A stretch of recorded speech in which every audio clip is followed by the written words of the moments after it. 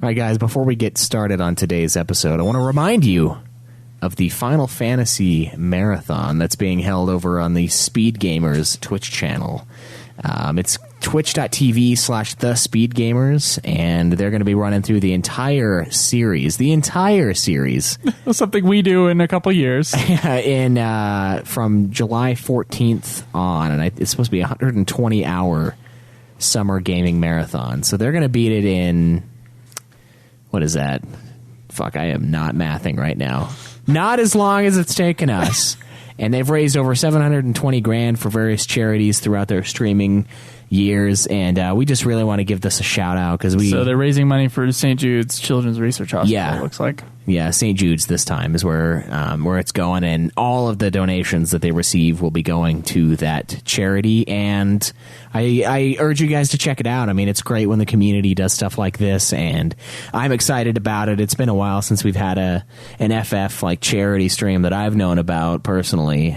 So it's always great to dive into that. So again, it's twitch.tv/thespeedgamers. So go hang out there, give them a follow. Throw them a couple bucks for a good cause, and enjoy the episode. From Provo, Utah, this is the Ultimate Final Fantasy Podcast with your hosts, Joseph DeGolier and Kaleb Schwiess. This is Ultima Final Fantasy.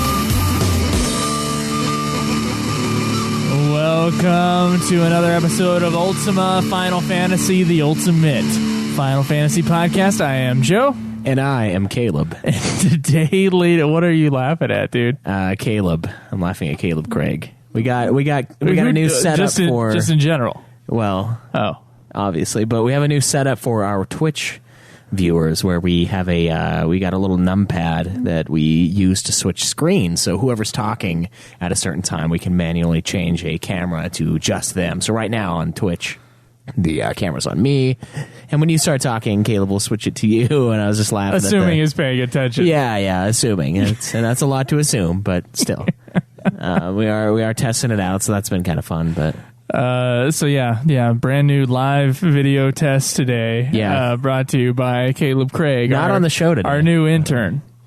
Not on the show. Kaleb has actually moved up to director of video broadcast. Yeah, official. Look at that. Official title. That's pretty great, actually. Yeah. Okay, so today, ladies and gentlemen, we are going to be hyping up a little bit of the Zodiac Age, which Schwiess, I am sure, is the most excited about on this show. Yeah. And we're going to be talking about what the web has told us we can expect differently in Zodiac Age versus our old version of FF12. But before we get to any of that, let's talk about what we've been doing in Final Fantasy XIV Stormblood. Okay. Well, we're not Stormblood, but Heavensward, Dragon Song War content stuff. Yeah. So basically, Joe and I at this point have decided that we're going to try to do every dungeon in the game, every dungeon, every instance, whatever, what have you. There are a lot. Yeah. So, and we had maintenance this Wednesday, so we didn't Thursday, so we didn't get very much playtime in, but so far we've advanced to, I think we're in 3.5 of the story, or is that right for the Dragon Song War? 3.5. No, we're not quite to 3.5. I'm in 3.4, and you're a little behind me. So is it 0.4? Yeah. Okay, I think so. There's in the patches. There's 6 different patches, but they call it patch 1 through 5, and 5 is split up into 2 parts, like a Harry Potter series or something. Anyway, so right now I'm in the dungeon that's in part 4, and I'm waiting for you. But we have been doing some extra credit type stuff, and we are going through and doing every single extra dungeon and trial that we can before we review Dragon Song War and start Stormblood. So I went online the other day and I printed off First thing I did was go on the Final Fantasy XIV wiki, and I copied the dungeons and all of the quests that lead up to those dungeons and where you can find those quests.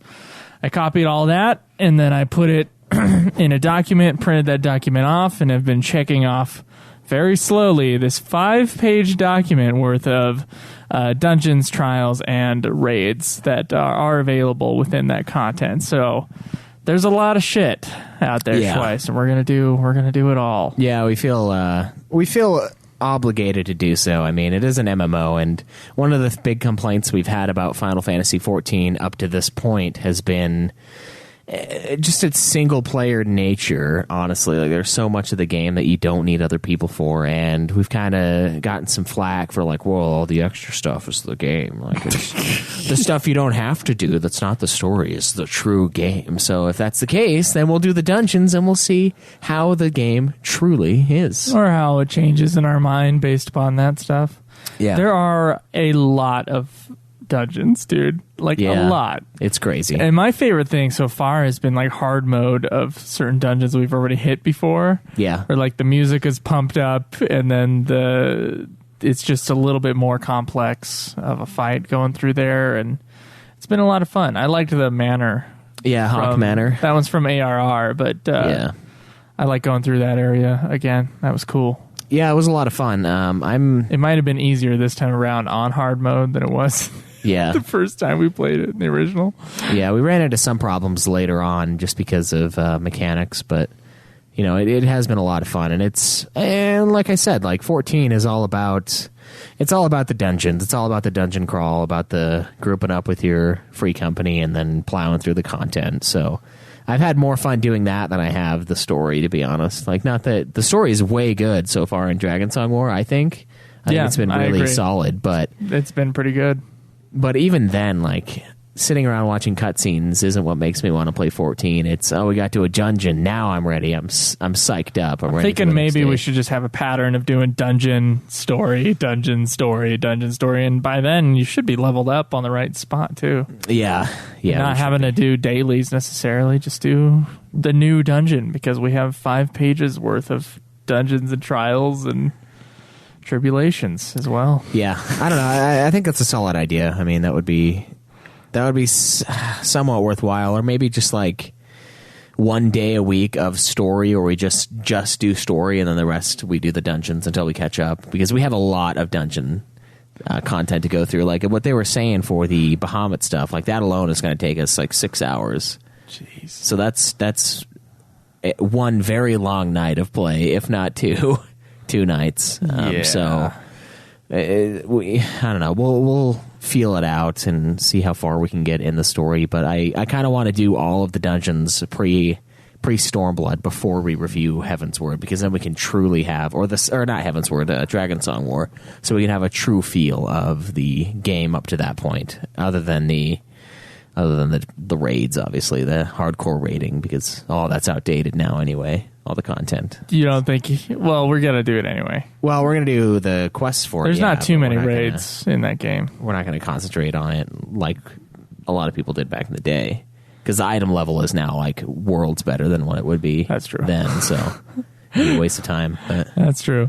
Yeah, I have been enjoying that, though. Been enjoying getting those dungeons opened up, and so that's good. It's always good to actually have fun in the game you're playing. Yeah, especially for how much time we're giving Final Fantasy XIV. I mean, we even if we weren't going to play Stormblood after we get done with this, which is a 100 plus quest expansion at this point, we would still have a ton of content to burn through. So it is nice to be just cruising through those dungeons. It's been an absolute blast. And guys, if you want to join the free company, if you haven't already, just send us a tweet and we'll get you added to that. So Nude Clan is what it's called. Yeah, it's Nude Clan. So on Brynhilde. Mm-hmm.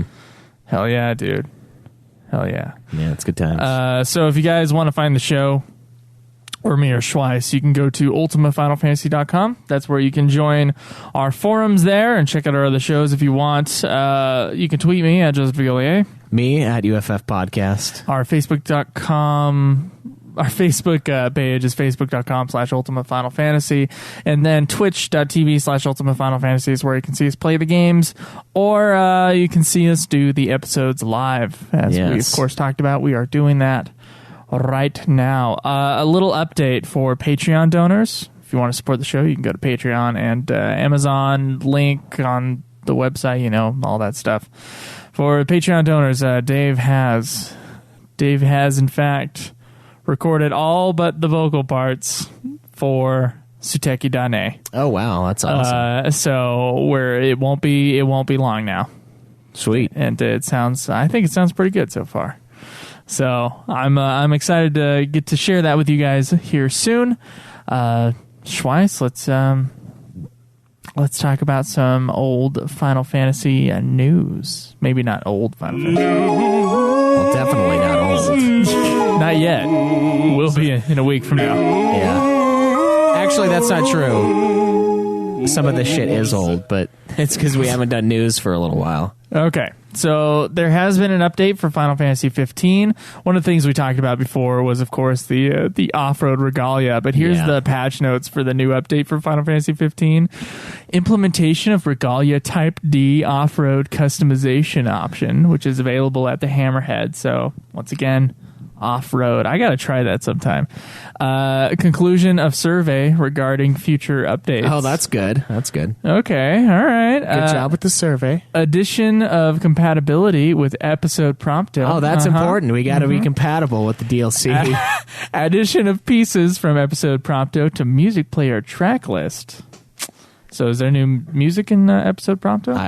It sure sounds like it. And then some various bug fixes. Oh, man. But have they yet to fix the selection? I don't think they actually view that as a fucking problem, which is a problem. They need to fix that. So Shinru, of course, who gives us our news, he did give us some gameplay footage of Final Fantasy 15 Fish trailer, or not the trailer, but actual footage of someone playing the fish thing with the little sticks. Yeah, it basically looks like the fishing in Legend of Zelda on the Wii. But we'll take a look here for the Twitch audience. You should full screen it.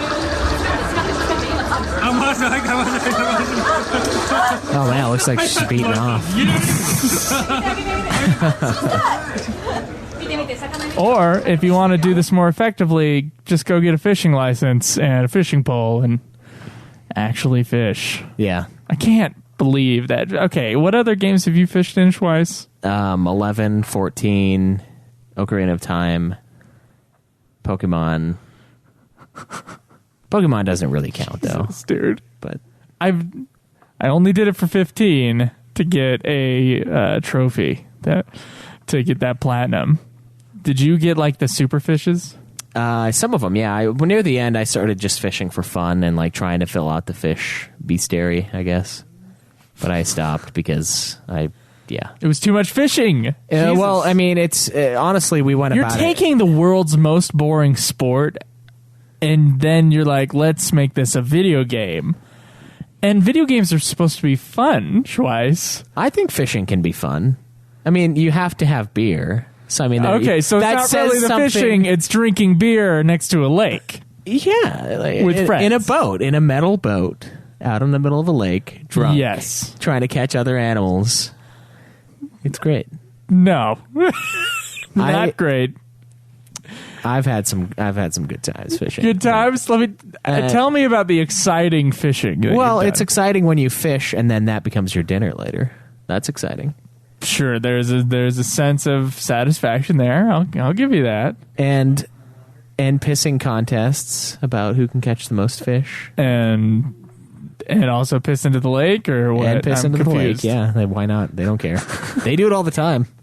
Oh boy. Okay, so Final Fantasy Brave Exvius is getting Final Fantasy X characters and an FF12 dungeon. So have fun with that. Yeah. I'm hearing from some listeners, and Jake are also suddenly playing Final Fantasy Brave Exvius. Yeah, strangely. I'm not sure what's up with that, but yeah, I guess it's the 1 year anniversary of the of that old mobile game. Yeah. Final Fantasy XV Episode Ignis, Schwiess.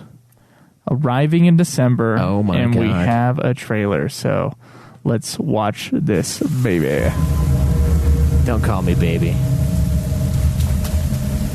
Call me maybe. All right, we got Okay, some running. we got some dead Oh, bodies. some dong, metal dong. Look at that. That's a sword hilt. Oh, got him held down. This is pretty hot. Yeah. Yeah. All right, so Arden's holding him hostage, And he's whispering something.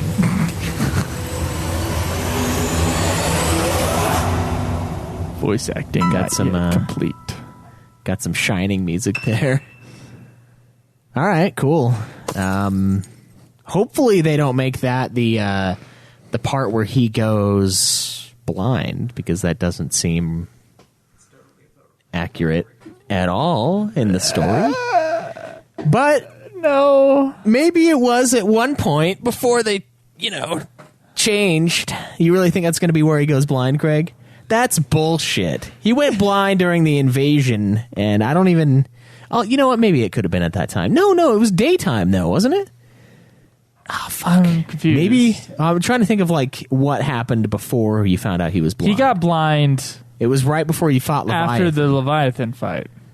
It was after. Was it You after? find out that he's been blinded on the train afterwards. Oh, that's right, when you're recovering from Yeah, the... there's a lapse of time. Okay, so I guess it could be at night. And then they're right.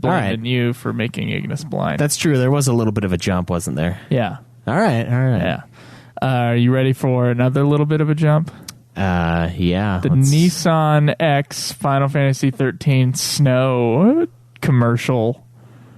I'm not entirely sure what this is, so I'm just gonna go for it. All right, some dancers. Okay, dancing high schoolers. The Nissan. Nissan Kicks 全新进课。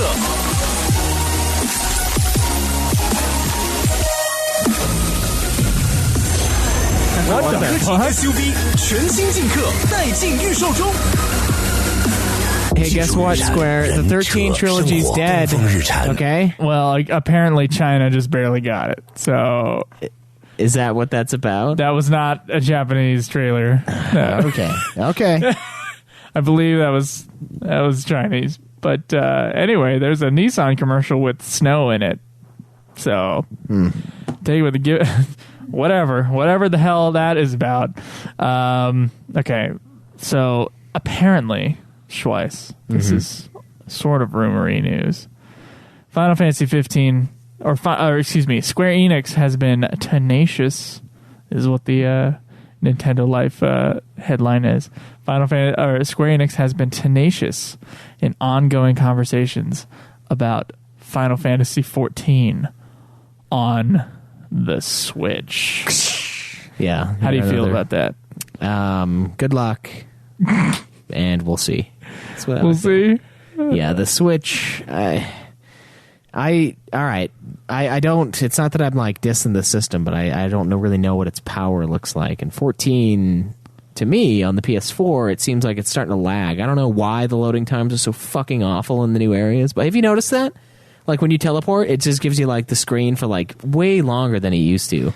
My assumption is there's just more players in the game. Maybe it is just loading. I mean, purely I get latency.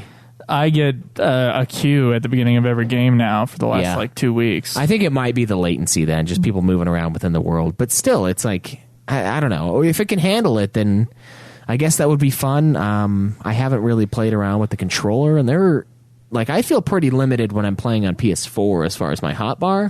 It's have you ever watched Limit Break do a stream of 14? No. There's a million fucking things going on the thing. It's got their hotbars on top of hotbars on top of hotbars. It's fucking sexy. But we can't have that on the PS4 because we only have a few controllers or a few different buttons. Yeah, a few different buttons, right? But the fucking keyboard has all the letters and then all the symbols you want. So Sure. It seems cool. But I wonder how it would be implemented. I don't know how they would get around that. Maybe have a system where you hold Z and then it opens up like part 1 of your controls, and then like B opens up something else. I don't know. Well, he did simplify the game with Stormblood. Yeah, You get a few less things you have to do, yeah, that's true. It might work out well, and I mean that would be cool. It's which just has another- made the PS4 version of the game a lot better. I think. Yes, yeah, it has. There's less crowding on my hotbar. I don't feel Yeah. like I have to have all these other moves. It's pretty nice. Yeah. So- So this is Yoshi P's Queet. Queet.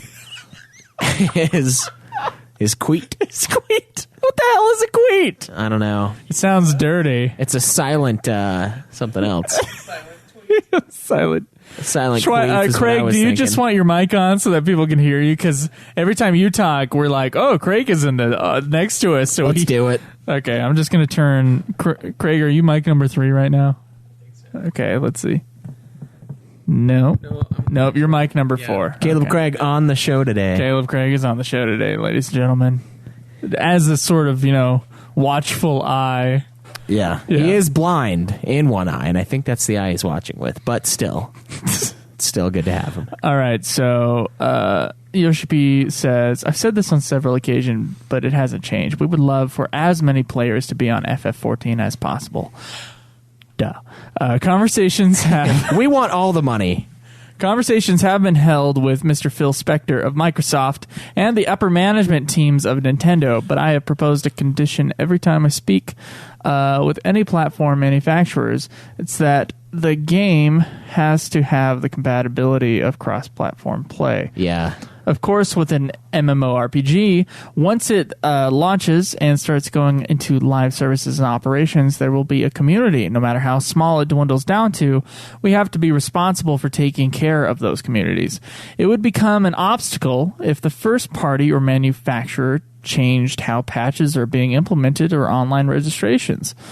Some of our external parties' regulations don't have MMORPGs in mind in terms of how they're regulating their online activities. Those can become a hurdle when we consider operating FF14 for an extended period of time, and so when I talk to those first-party companies, I ask them, do you have the compatibility to prepare for that? A capability, to prepare for that? Do you have the resolve that you're going to make sure to take responsibility and take care of those? Do you have that willingness? Do you? Do you?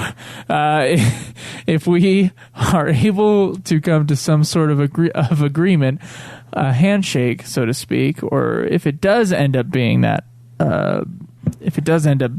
unfortunately, we can't do a handshake with FF14.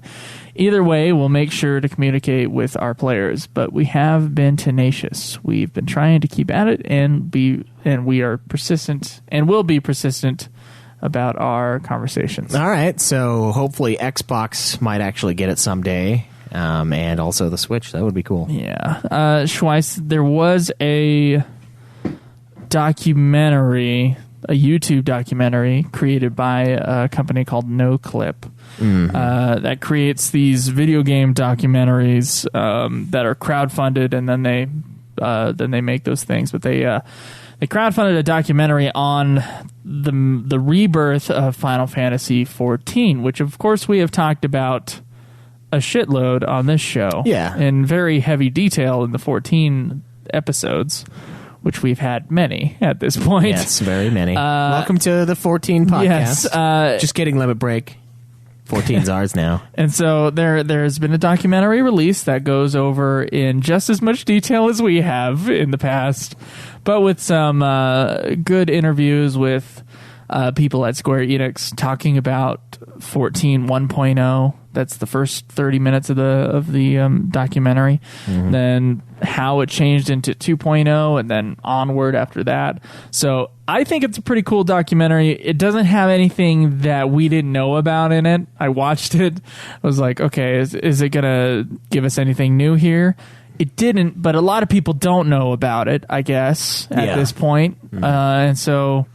Wait, not everybody has an FF podcast? So you're trying to tell me? Not everybody has an FF podcast and had to look up all this information about how 1.0 turned into 2.0. Weak. Yeah. All right. But it is a well-made piece of work. So if you want to check that out, that is on No Clips YouTube channel.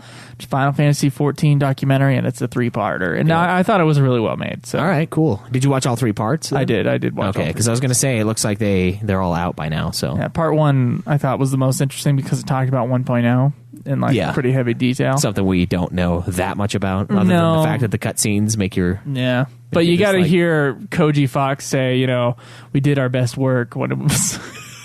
We did our best work questing wise. Like they were making up these because they could do anything they wanted when they knew that the game was going to be reset. Yeah. When they'd put up updates, they would do like these crazy storylines about like snowmen and shit. And I thought that was interesting. Yeah, I would love to be on the, like I've said in the past, I would love to be on the FF11 scenario team at this point. Like, I can't imagine there are that many people working on 11, right? But you could just do whatever the fuck you want. Like, I would just make, like, El Husk and New Boreas, like, actual characters, NPCs in the game. And you could, like, see their mindless adventures for the first little while, being completely incompetent at the game. So, the Final Fantasy XIV team seems to be... There's gonna be some sort of 15 and 14 crossover happening soon. Oh, okay. So get ready for that someday. Anyway, Schwiess, that's all I got.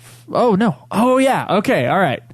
This was interesting. So you got to tell me who this guy is because I don't know anything about him. Sungwon Cho. I've seen him on Twitter a couple times, and he's some Asian guy who just loves Final Fantasy IX, like to no end. Like 9 is just the greatest thing in the world to him, and I've seen him numerous times. So when Shinru posted this on the forums, I was like, oh yeah, it's that guy, that 9 guy. And I guess he got a little creative with confirming that FF9 is the best in the series, so you can take a look at his little message. Well, the best thing would be to look at this video. It's 25 seconds long, but there's some visual comedy going on, so you gotta watch for it. All right. Hey, I'm here with Hironobu Sakaguchi-san, the creator of Final Fantasy, and he has something very important to say. I like 9, of course. Final Fantasy IX is the best. Well, you heard it here from the man himself. So he's handing him a $100 bill. And so the debate is finally over. You heard it from the man himself. Done. All right, so I guess we have been wrong all these years. Final Fantasy IX is, in fact, the best one if you slip a $100 bill into whoever is confirming that's pocket and or hand. So that's a great little bit. Yeah, he's done some fun stuff in the past. The Gooch, he's a pretty funny guy. Not. I was looking up Final Fantasy news. I think late last night, and the first few things I saw were like Hironobu Sakaguchi confirms FF9 is the best Final Fantasy, and I clicked on the article, and it would be a clickbait article. Oh, really? That just had them seriously saying, Hironobu Sakaguchi just said that it was the best Final Fantasy. Not a joke. Did not show that video either. Yeah, that's dumb. And so I was like, wow. So now it's like everybody thinks it's like legit because there are all these like, bullshit sites up. Yeah. We've heard before that Hironobu Sakaguchi said that 9 was his favorite. So this isn't really We're going to have to get him on the show and ask him if it's his favorite and the best. Yeah. Like, I wonder how that would translate into Japanese. He's just looking at us like, what are you saying? What the hell? Are those not the same? Like, what do you mean? It's the best and my favorite. We only like the best. I only like the best. Schwiess. Yeah, clearly. Yes. So, that would be fun. I'll have to get in contact with him. It's been a while. Yeah. We used to be a lot closer. Since we chatted with we had Dave over with the Gooch, and Dave got way drunk and he's an asshole when he drinks, right? He is a serious just pissing on stuff. Like that's what got him kicked out of the band. Like got him kicked out of Metallica in the first place. It's true. And he's gonna get kicked out of UFF too if he keeps that shit up. But luckily, none of the Mustaine urine got on the mics or anything like that, so it was fine. He wasn't Mustained. No, they weren't Mustained. But his honor was Mustained in the Gooch's eyes. So. Take that as how you will. The old Gooch eye, you know what I'm saying? Yeah. Get it in the eye. God, dude, But, that's the most disgusting. But what's shit. more disgusting is what you have wrapped around your fucking microphone right now, that the UFF people have no idea what the hell you're doing. Yeah, so I went to Cody, a good friend of ours. Cody and Sarah Chronicles for old getting fat listeners. Yes, and I went to their wedding, and I got the garter from her, and it's like a trophy for me now. So I've got it right next to my mic, so it's like wrapped around, all lacy, and I put it around my neck last week. That was pretty hot. Especially when I started like kind of passing out, I was like, "Oh yeah, I'm in my happy place." But yeah, so that's what I've got. I'm gonna try to collect every garter from all of my friends and just have like this garter, this massive. Your garter friends shouldn't have any garters around. No, the Kaleb. I've seen Kaleb wear a garter before. That is just not true. Caleb, come on. We searched up and down this Fishnets, entire... maybe. Garter, no. We mostly searched down. Yeah, we searched up and down the state trying to find a lingerie shop in your size. And when we did, I was happy, and I'm just sharing that joy with the UFF community right now. All right, well, let's chat a little bit about this new game that's coming out this week.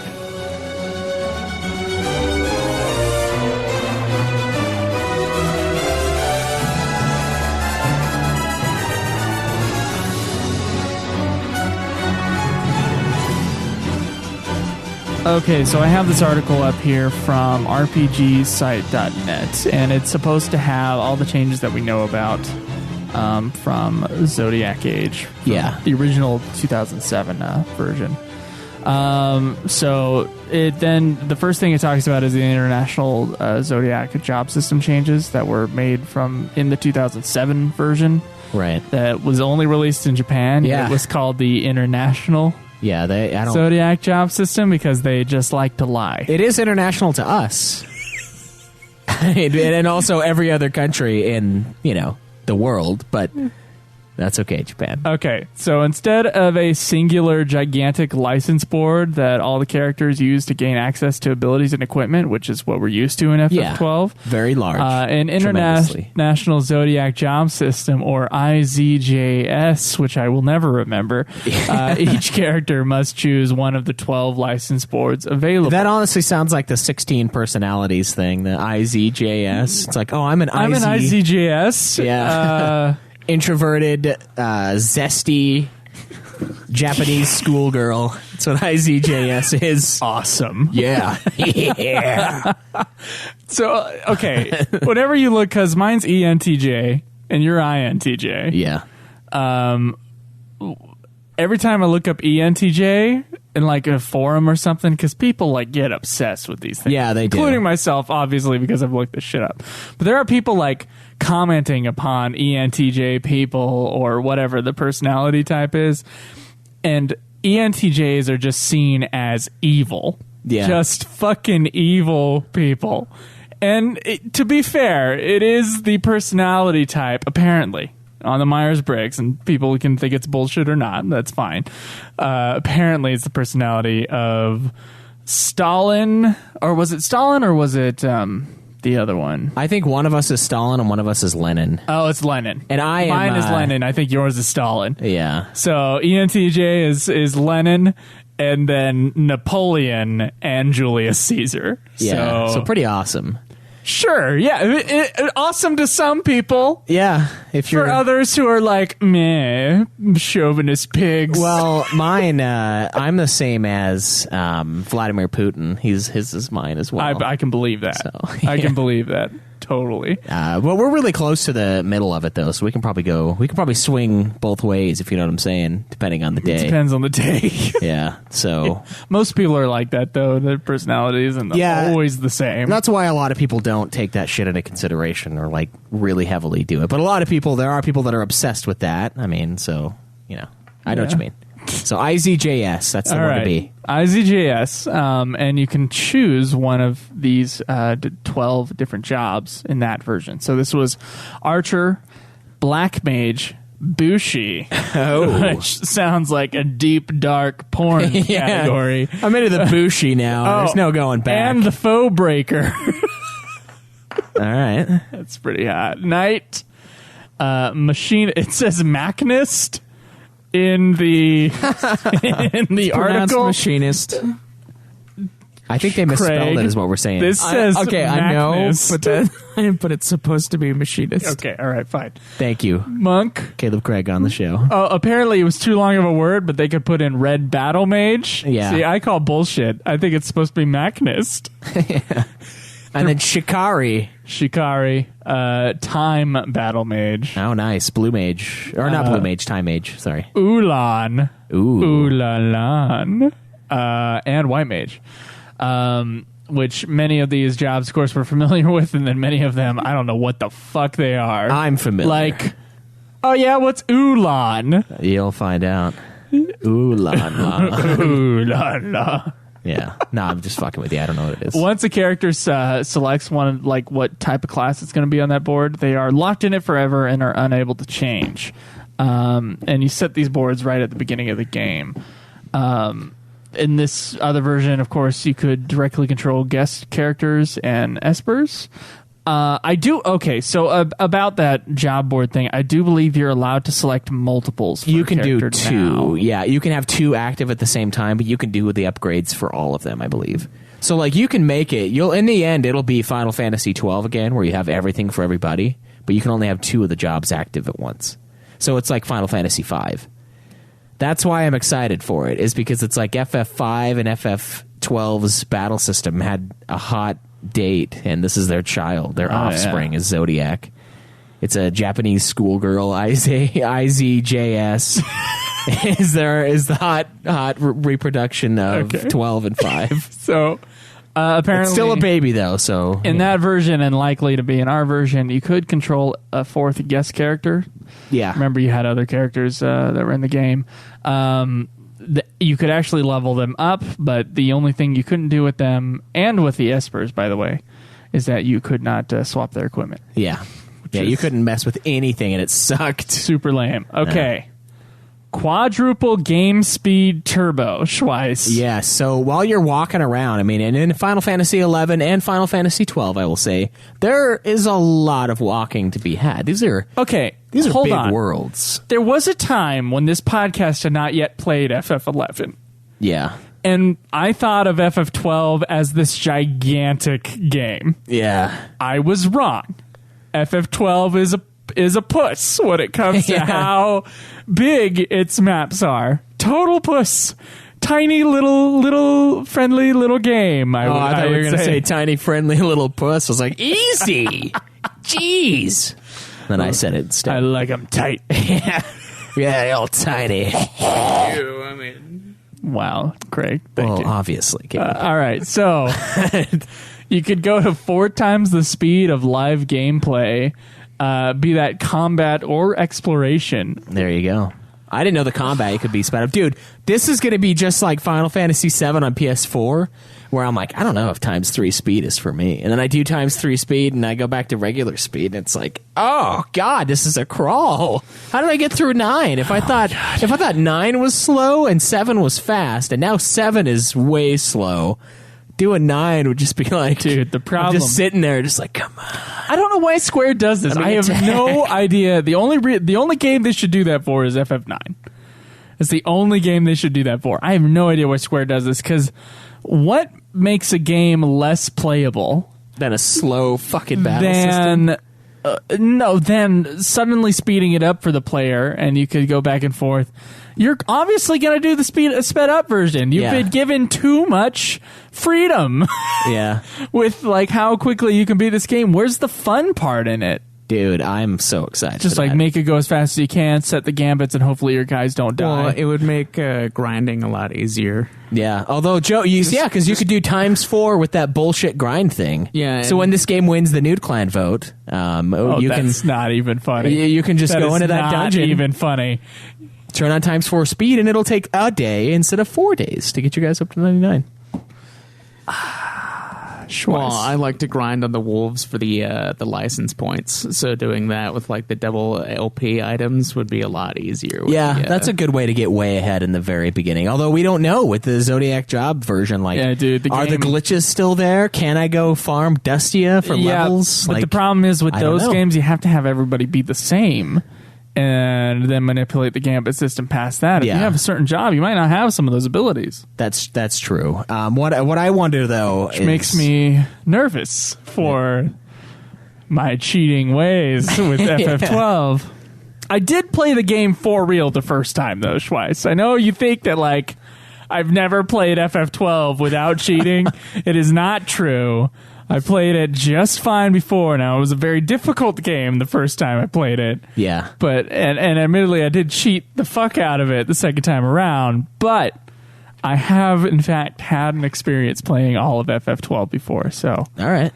All I'm saying is that, get the fuck off my back about that shit. I'm just saying it happened. I'm just saying it'll be even easier for you to do Joe Core leveling.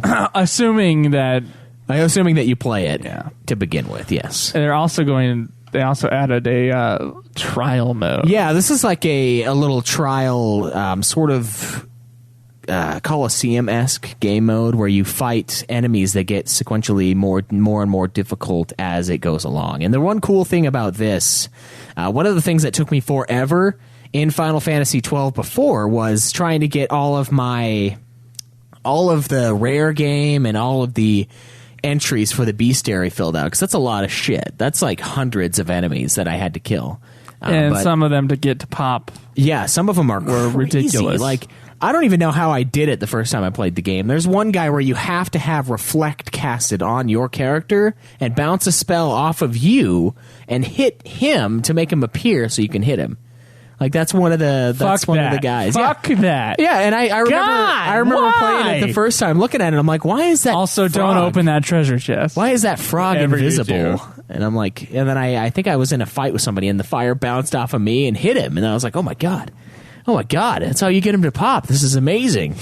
But a lot of those guys, a lot of the rare game are going to be part of the trial mode, from what I've heard from 100 stages where players are pitted against a group of enemies or boss creature.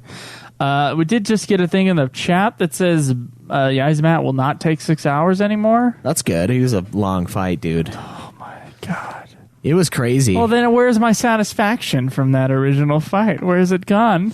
I don't know if you never Maybe played it it. means that with the speed thing, it won't take 6 hours. It won't take 6 hours. It will only take 2. Yeah. A measly 2 hours to beat a boss. Other changes: quickenings no longer require MP and use their own gauge. Oh wow. That's interesting. I wonder what the gauge is going to look like then. Because that was always something that was kind of stressful. So would you be able to pop it more often or less often? Yeah, because that made some of the fights kind of tough, because if you didn't kill whatever you're fighting with the quickenings, then you don't have any MP left. So that's going to be weird. They gain more.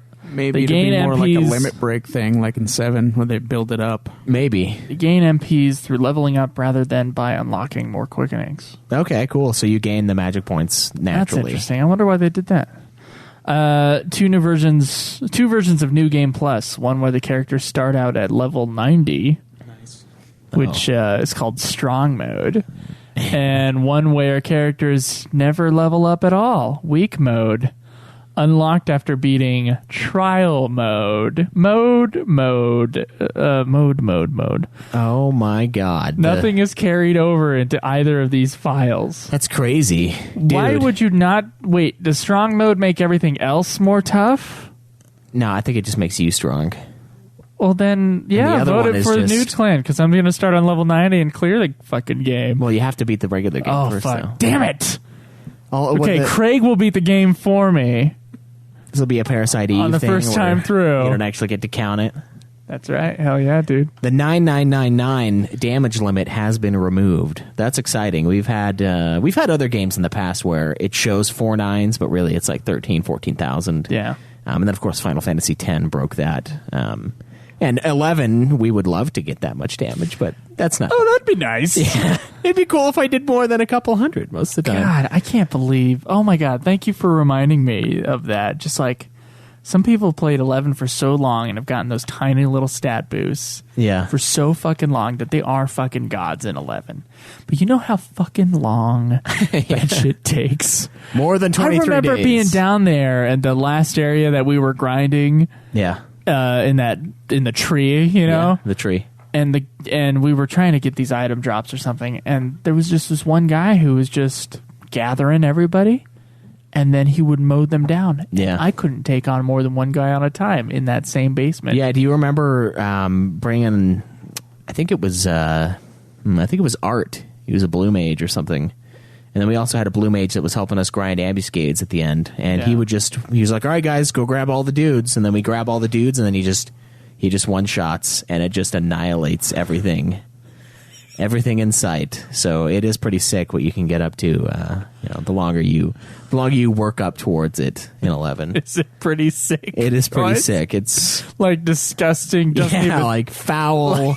Really? Removes it invades all the senses. Nose is what hairs, I would say.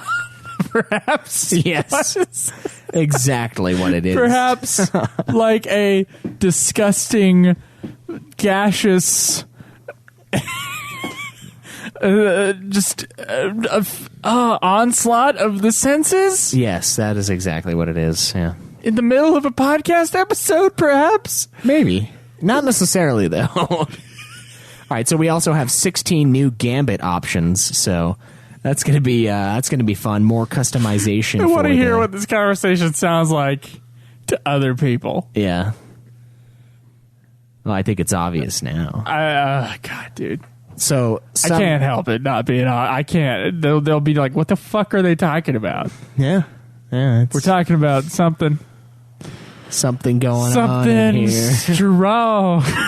So some enemy stats have been altered, and there are a couple of new enemies, actually. So treasure chests respawn by only moving one screen away rather than 3 screens. So if you're trying to farm treasure, you can do that a little easier. The contents have been slightly changed.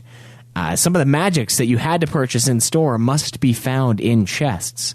Now that's going to be an issue because there's a trophy for getting all of the magics. So if you don't find it, you're going to have to look up online where you're going to need it, I guess. So you would have had to do that for popping all the dudes anyway. Yeah, that's true. That's very true.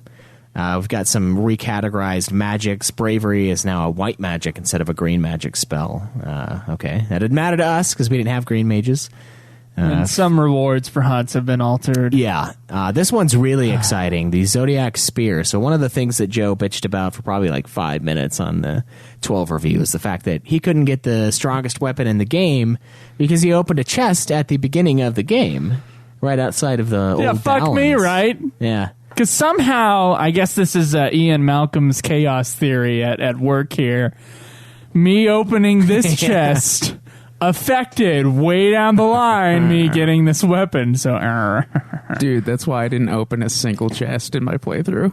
Well, you got to, man. There's a lot of good stuff in there. Dude, every time I opened a chest in like one of my playthroughs, it was just like 10 gil. It's like every single time, no matter where I was, no matter like how late in the game it was like 10 gil. So I was like, fuck that. Yeah. Well, you did it wrong.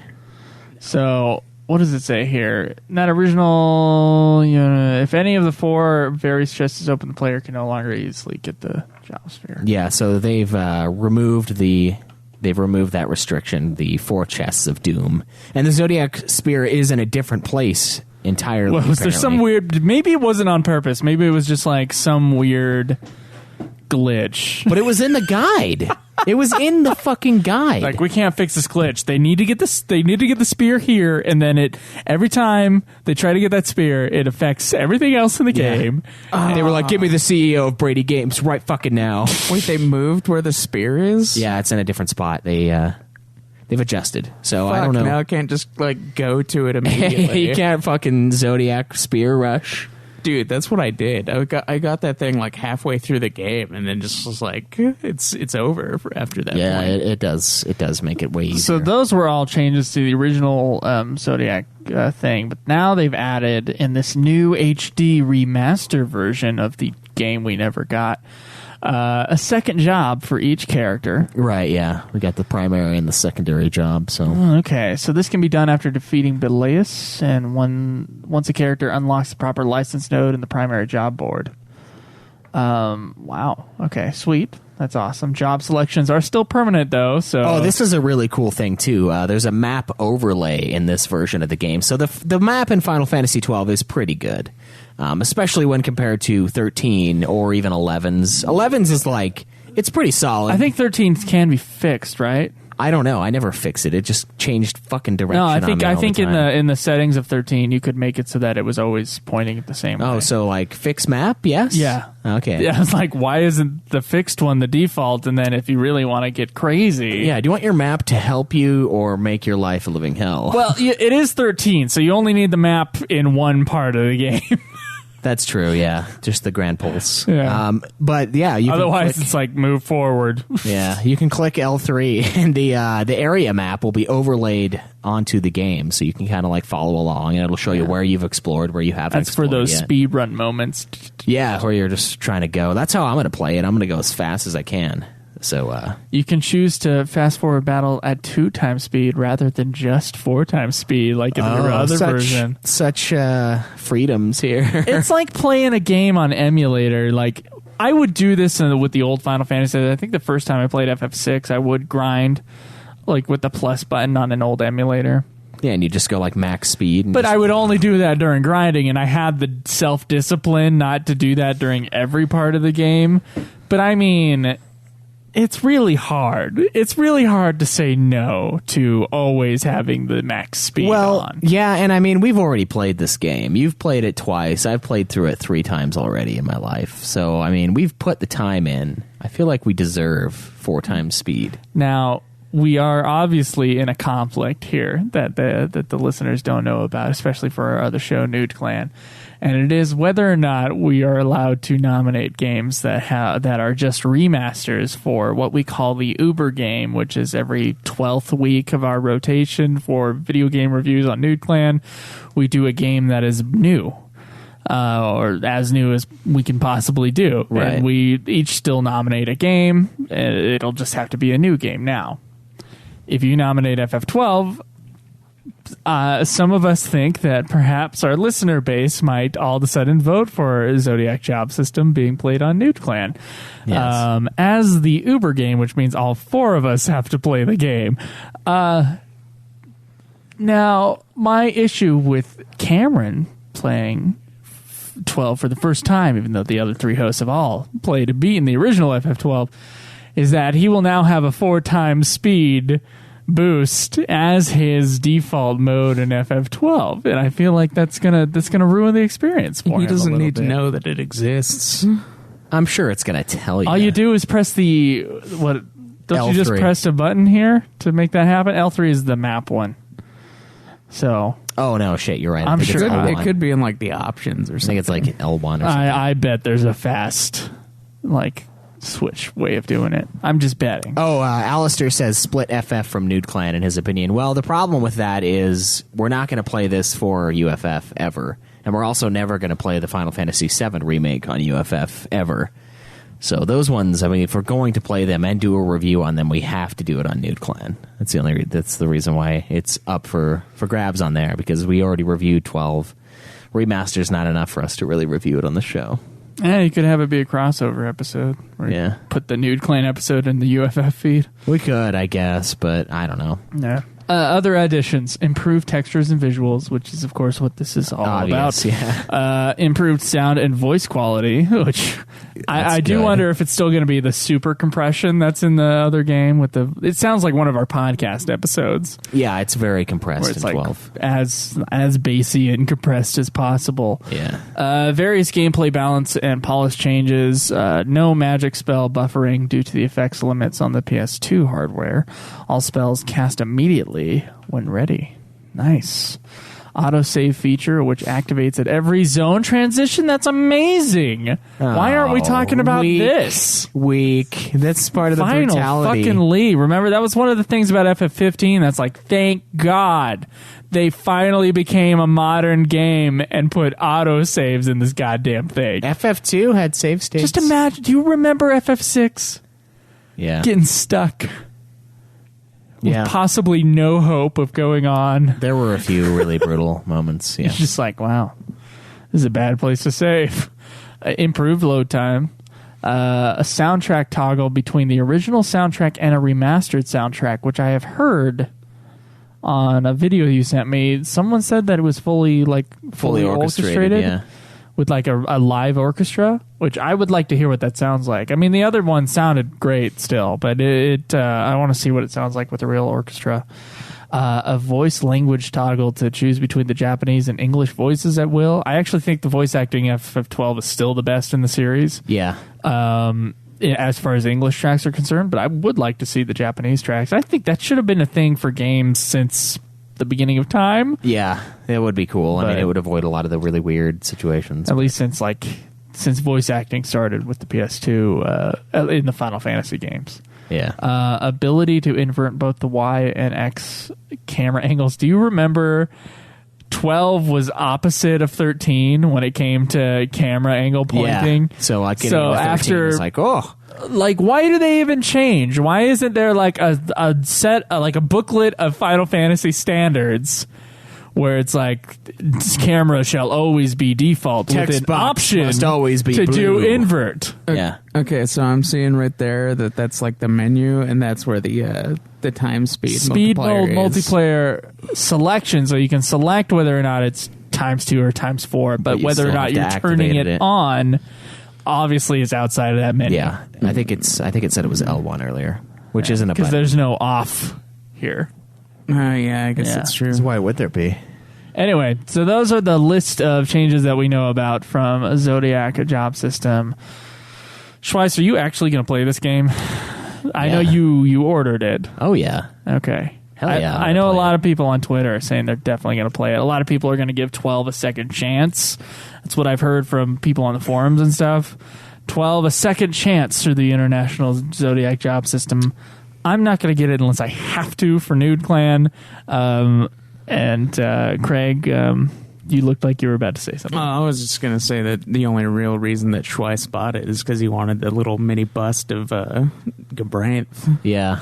That's a big reason. That's why And then the only reason he's actually going to play the game is trophies. I'm starting to get really jealous of his fucking collection now. Like, Yeah. really jealous. Big old dong of Because FF I over used there. to have all the Final Fantasy shit, and now I do not. Now I have been dwarfed completely. When I say Final Fantasy shit, I basically had the 10 special edition, and then I had like a few more games that Schwiess did.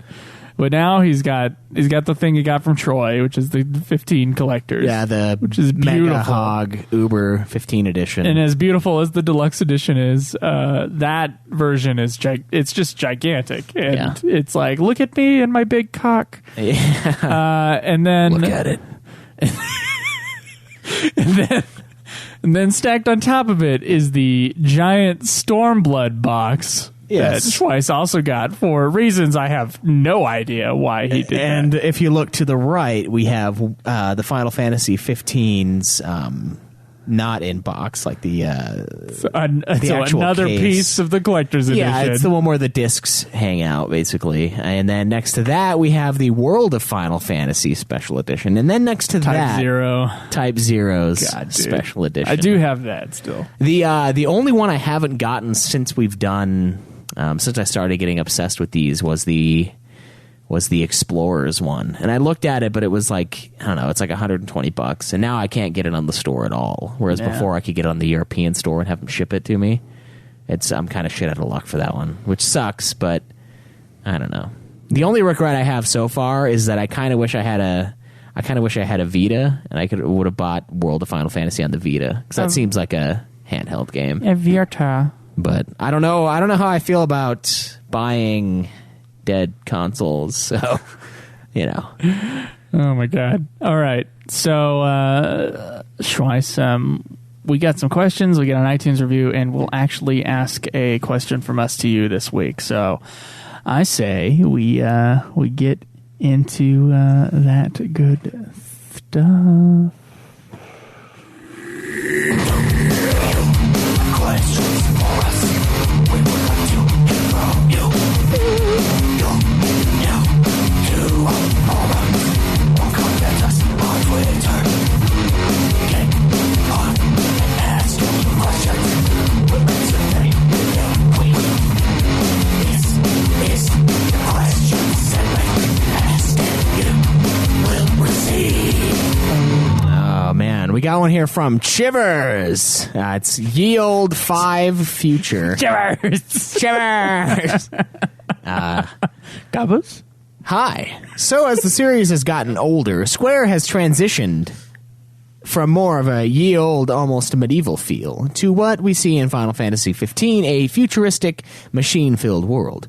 Wondering what everyone's preference is here in terms of this. Myself, I like the older, ye old feel that is definitely present in a lot of the earlier games, arguably 1 through 5. I think the next set, 6 through 10 and 12, was a good mix of both and perhaps may have played a part in why they were so successful. Ultimately, I think I just have a problem with guns in Final Fantasy games. What about gun blades? Yeah, or what about Dirge of Cerberus? Do you really have a problem with guns and Dirge of Cerberus? Guns are cool. Swords are cool. Let's put them together. God, dude. Well, we have been asked this question before, actually, a while ago. As long as they do it well, it's fine. Final Fantasy, I guess, it's evolved so much that you can pretty much get away with anything. So whether it just matters that the world is somewhat consistent. I think FF8's Gunblade is a good. It's a good. It's a good gauge on how bad that game is kind of mixed up in its Final Fantasy versus realism world, where let's put a sword on the gun and pretend like this isn't bullshit. Yeah. I don't know. How do you feel about that, Craig? You look like you're about to say something. It's just the whole Gunblade thing is retarded. Well, what about Lightning's Gunblade? That's the switcheroo that you don't know how it works whatsoever. That one's, I would imagine, more effective because, like, it's a gun or a blade, not both. Yeah, and like, because you look at Squall's and the barrel of his gun doesn't go anywhere. But Chris, it just shoots the blade. Okay. So basically all that happens is it sends a shockwave through the blade and it just shreds it. Which would ruin your arm, by the way. That would hurt so bad. It would hurt your arm and it would fuck up your weapon. I stab you with Gunblade and then I pull that trigger. You're fucked. The one that just sends like a little shockwave. Now, could he have stabbed you? It's not going to shoot me. The bolt. There's no barrel to go anywhere. Could he have just stabbed you? Yes. Could he have just shot you? Yes. But why not, Kaleb? Why not both? Why not both? Because we already experimented with these weapons like forever ago and decided that they were useless. That is true. That is true. Okay, well, what is that kind of gun they used to have where they would, like, slide on the blade part when they ran out of ammo? Oh, the bayonet, like, is that what you're saying? Yeah, bayonet, yeah. Well, it's something else. They had, like, a real one, I think, didn't they? Yeah, there was actual, like, gun blades. There's, like, there was one that was a... I'm sorry, what? Yeah, dude. There was a... It's like a knife, but it has, like, a gun in the handle. Yeah. So you could, like, shoot and then stab. It's crazy. But the barrel was really short, so you needed to be, like, right there. Yeah, so within stabbing distance. So basically, you would have been stabbing him anyway, and if you, like, held it down, then the ball would have fallen out. So it was basically the most useless piece of shit ever. Yeah, it was just a knife. Yeah, it was basically just a knife really that for some reason knife. you could shoot if you felt like it. Yeah. Just like a big fuck you to the dude who was a cack's length away. I'm not even going to stab you. Yeah.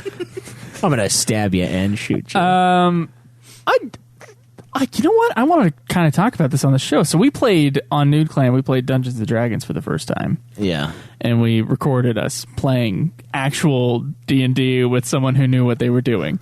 And what it was to me was a really good gauge about like the history of RPG games.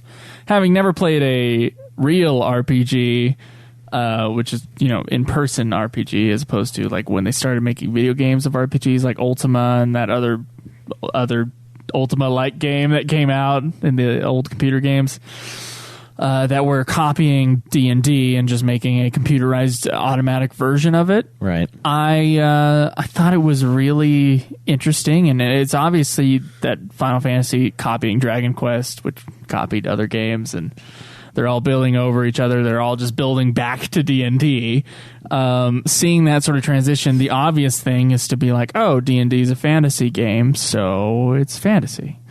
The fantasy seems like it's the natural element of it. But then they, of course, started adding steampunk stuff, and then eventually it just became sci-fi in a few of the titles, and then they move around from there. Schwiess, do you have a preference? I can't remember how we answered this last time, but of course we are changing people. People change over time, so maybe their opinions might change over time. I think I probably would have liked the medieval feel, and I still think I like that more. I feel like it provides a stronger soundtrack. Like 9's soundtrack, I would say, is stronger than 13's by a long shot, by like a mile. And I would say, are you just saying like they wanted the soundtrack that they have to make to match the setting? Yeah, I'm saying the setting. Okay. Like I like the music for the setting. I like the setting itself. It's just appropriate. I mean, when you think about D&D, you think about knights, and you think about warriors, and it's kind of an old idea, an old school idea. Obviously, we still have war and conflict in modern days, but since we're using swords, it doesn't really make sense to modernize everything but the weapons. Like technology doesn't just get really fucking advanced in one area and nowhere else. Like you wouldn't have flying vehicles and still be using swords. Like it doesn't seem logical to me. It's like, why don't we use some of this for warfare? Like we're always fighting. Why don't we just end these fucking Arcadians or end these other fucking people? Just wipe everyone out that we want gone, right? So it just seems logical to have more advanced weapons when you have a more advanced world. So I think making it fit matters more than the style itself, but I do prefer it's just been a long medieval. Time since they did the medieval. I would say 12 is like a mix of them, and I would say that 8 is kind of a mix too. 9 is obviously medieval, and 10 is definitely not. Yeah, but they all have some sort of sci-fi element somewhere in there. They do, yeah. The airships, the 10s is very sci-fi, honestly, with the world, and so it's like I'd say 7 is pure sci-fi. Yeah, 7 is it's. And I love sci-fi. 7, so I can't really say I have. But that's what I'm saying. Like it needs to fit. It needs to fit the game itself, and I feel like the score and the environment makes it more important than just which one you prefer. But I do prefer medieval. I want to see 16 be back to medieval. Yeah, that's what I want to see. Medieval plus an airship will be good. All right, right? Dig it up in the desert like an FF1 and not know. We at least got one response on there. Not know how to do it unless you look up a fucking guide. Shinru says, I prefer medieval fantasy with some sci-fi elements like 1, 3, 4, 5, and 9. Okay. I guess 9 does have some sci-fi with the clones and shit, but I would say for the most part 9 is pretty medieval. Okay, so we got a rage question. A rage question. So this is from Shinru, and I actually can't read it from here. Schwiess, could you? Oh yeah, I got it. Okay. It's titled, Are you disappointed in Square Enix Final Fantasy 30th Anniversary at E3 as well? Dissidia Final Fantasy NT announced a while ago, before E3, and we already knew it was coming for years. Final Fantasy Fishing VR DLC, we already knew a VR DLC was planned last year. Stormblood is just a 14 expansion, which was announced a while ago.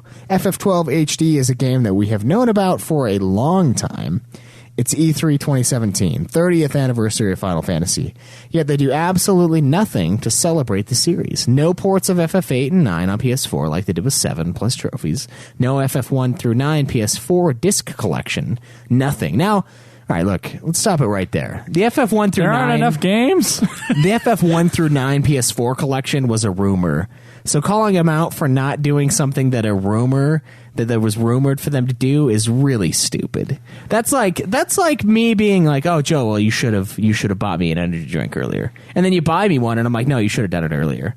You should have just known. You should have just inherently known that I wanted this thing." That I was thinking like, oh, I mentioned to Kaleb like maybe Joe will get me an energy drink, and then you didn't do it. So what the fuck? You didn't give me an energy drink. I talked to Kaleb about it. Kaleb and I made this prediction that I would get this energy drink, but I didn't get it. So what's going on? And so I think that's kind of dumb.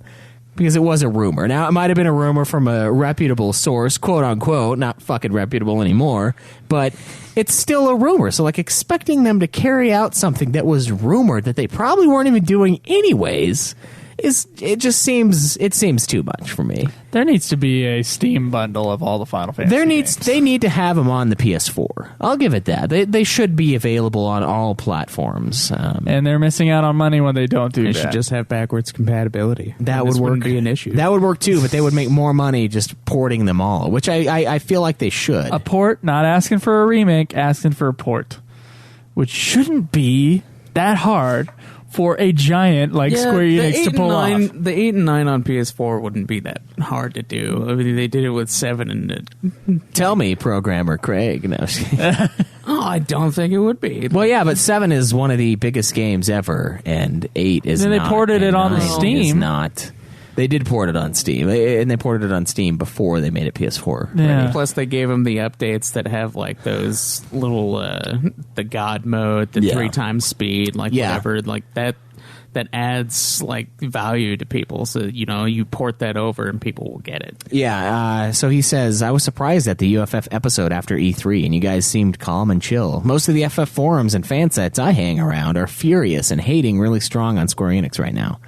I'm not hating on him for that. I'm still chill.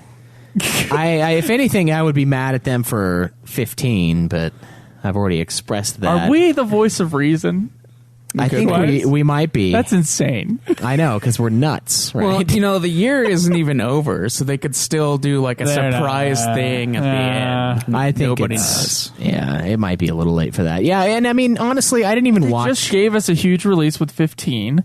I don't think they're ready to then pump any more money into They're giving Final us Fantasy. The 12. I mean, they are giving us the 12 remaster. And honestly, I didn't even watch the Square Enix portion of E3. I'll tell you that right now.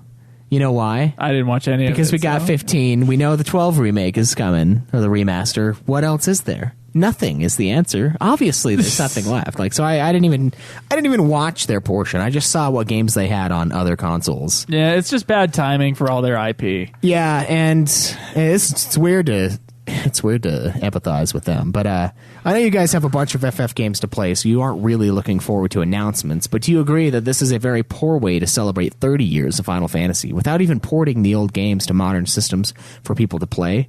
Do you think fans have the right to be pissed off or disappointed right now? I feel like the right to be is... I mean, you do. You have the right to do whatever you want. Do I think it's justified? Not really. I think most people probably couldn't run a lemonade stand, let alone a multi-billion-dollar company. So I think it's kind of harsh to say that you could. So that's one point I would bring up. Okay. I mean, I guess as a fan, if there's like a series that's been out for like 30 years and you're a huge fan of it and they've been doing big stuff like, like every once in a while, and 30 is a huge anniversary. Like every 10 years is like crazy. Yeah, but you got to realize this. Like they celebrated the shit out of like the 75th Batman anniversary. Like, well, that's a lot more than 30. But I know it's more than 30. And you also have to realize that if I were running Square Enix, I would have done something for the 30th. So it is odd that they didn't, but I don't know what the point of being angry about it is. We got like 6 different games. Plus, it's like that came out between last year and this year, so I don't. Why would they necessarily celebrate the 30th anniversary at E3?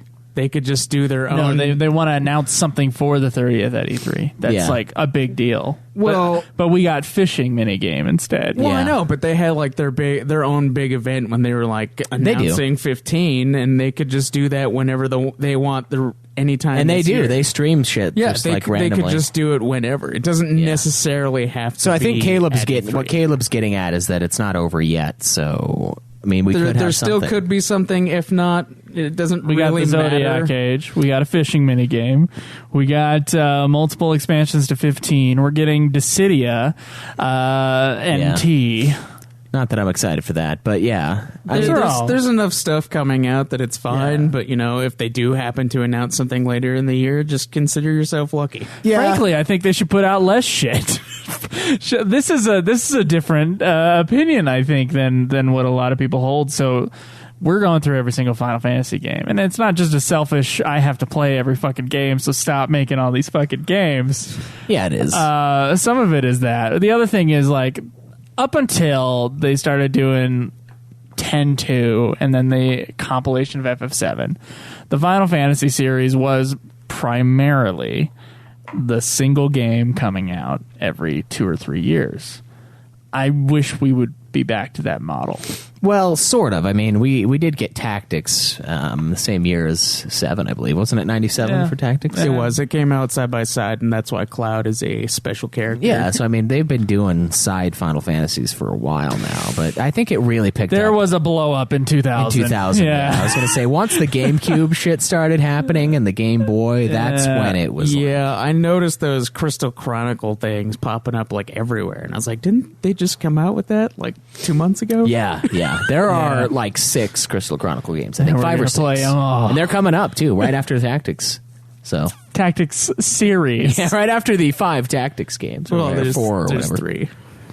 No, we're doing The we're Evil doing, East Alliance. Of Tactics, there's only 3. Technically, some of them are 12. I think 12 and Revenant Wings aren't part of, or one of them's not part of Evil East. They both are part of Evil East Alliance. It's not part of the Alliance. One of them isn't. There's a game that we have in Evil East Alliance that's not technically Evil East Alliance, but it is a tactics game. I think it's Vagrant Story is technically not part of that, but it is an Evil East. One of them. There's something, but I mean, we're going to play them all anyway. Because it's not a Final Fantasy, the and Evil I think East, that's why it's not the part Evil of East Alliance is like a certain like sub story, I believe, or a sub. Evil East version. Alliance is just all games that take place in that world. I don't think so. Yeah. I think there's It might be Tactics Advanced then, because Tactics Advanced takes in a place of like an alternate version of Evil East, so it's not like the same one as like there's 12 or something. whatever. Yeah, I remember looking at the actual Evil East That's why Alliance page. and, like, Advanced is fucking bullshit. I think Revenant Wings wasn't on there, and I think something else wasn't on there.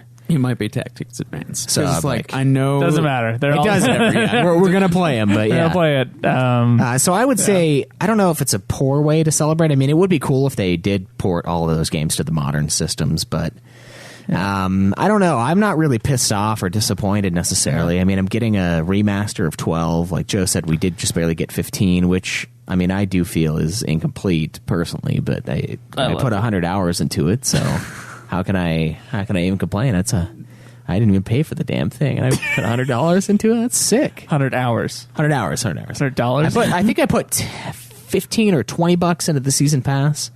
Haven't used it at all yet, but I will. Once Ignis comes out, I'll probably play all 3 in a day, and then call it good. that fishing VR one. No, Not gonna do that. No, I don't have a VR head. I'm not going to buy a VR headset for $400. Oh, I thought you liked fishing though. So on the in real life. I don't need to eat the fish in the 15 thing. on the 25th anniversary, they did have a gigantic Japanese box set where they had every single Final Fantasy game in it. Of course, you would have to have the different systems because I think the FF3 one was still the DS one. Oh, wow. But that's what they had, and it looked amazing. Obviously, they didn't do the packaging for English language release, but that's their prerogative, I guess. That would be cool. It would be cool to have something like that, or like a release of all the games on Steam in one or on Steam on the PS4 in one package digitally would also be awesome. I do wish that they would do something like that, but you know what? It's just a date. Yeah, it's gonna. I mean, and I'm pretty sure it's gonna happen anyway. We're probably gonna get all the games ported at some point. Maybe a new company president. Maybe, yeah. I don't know. We get something done. As soon as 16's announced, they'll just like start blowing everyone with the Final Fantasy games. Yeah. And of course, the famous FF Peasant YouTuber said he's done with Square Enix. Don't give a shit. Did he really? Yeah, he did. Didn't that guy like quit his job or something to like report on Square Enix and weird fan theories and shit?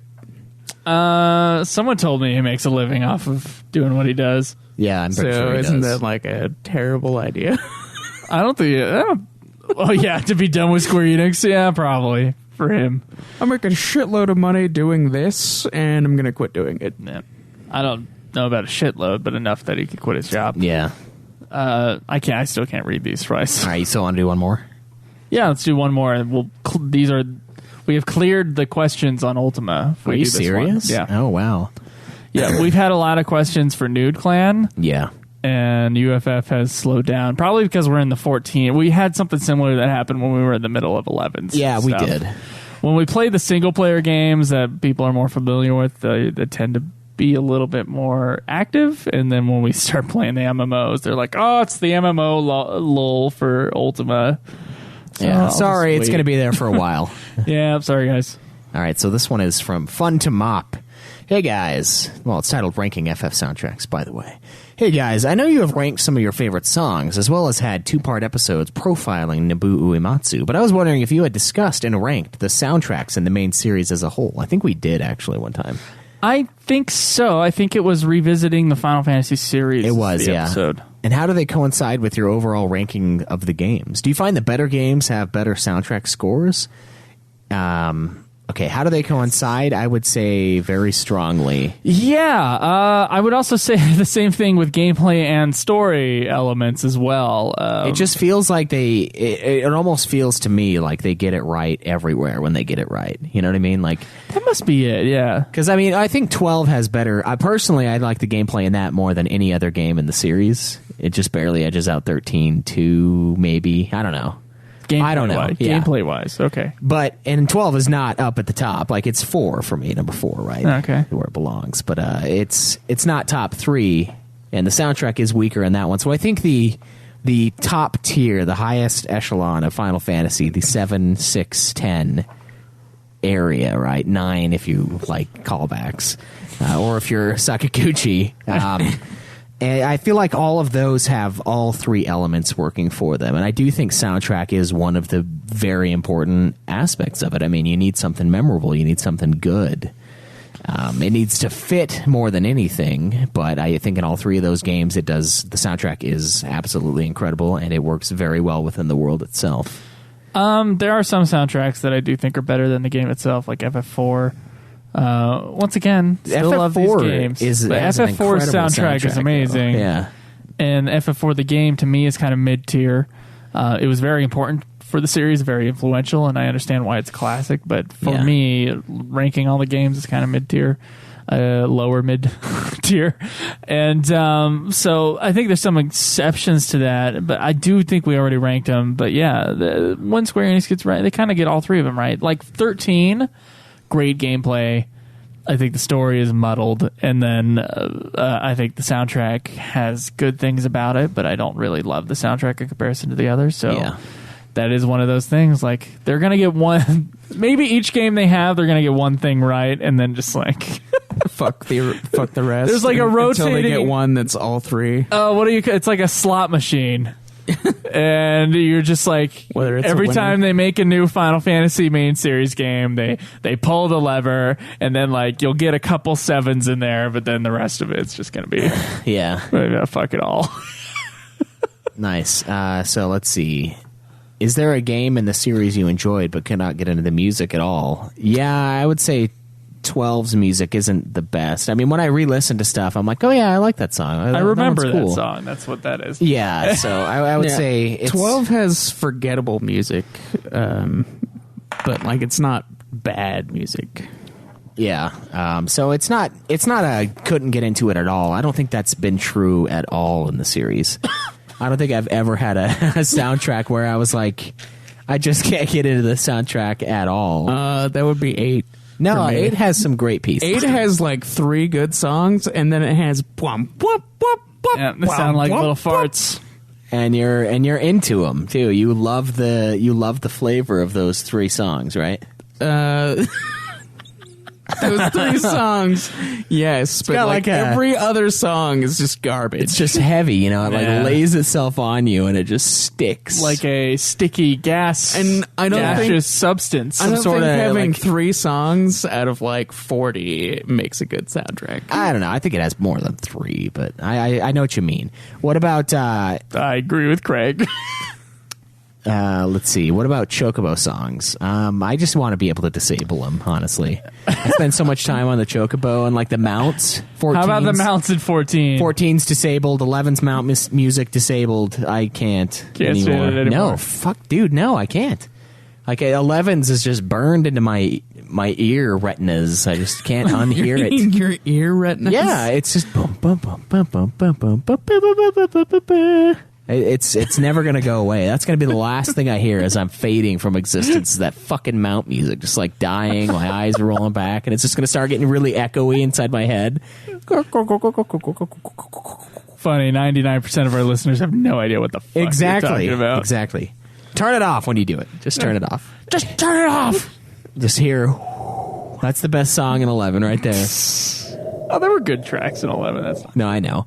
Distant Worlds is one of the best in the series, but let's see. How important is it for you, the songs within the score, to connect to the character representations? The themes, to me, they're okay. Like, when someone's like, oh, what about this person's theme? I'm like, Orin's theme, like, I kind of know what it sounds like, but it's not it's just a cool piece. So, like, it matters more to me that it's a good piece of music than the piece itself. Like, I know that they try to match the song to the character, but I don't know if I really noticed that much, except for with Terra's theme. Terra's theme is used beautifully in FF6, and I think that's probably it's not the biggest soundtrack.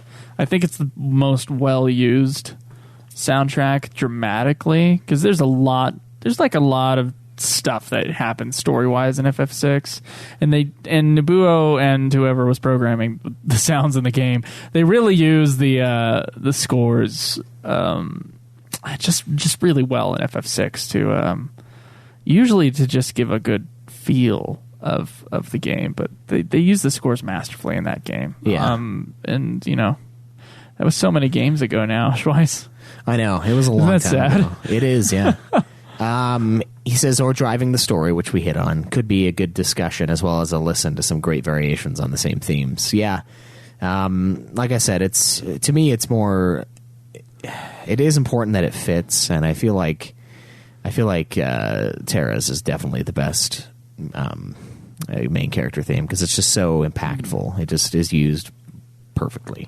He says, also, I know you're both into metal, but I highly recommend an album called Black Materia by nerdcore rapper Mega Ran. It's a few years old, but still qualifies as a regular listen, and well worth the $8 on Bandcamp. I'm not going to spend $8 on a possible. I'm not going to spend any money on an album of a band I don't already follow. You know what? I've become an old man. I'm just not going to.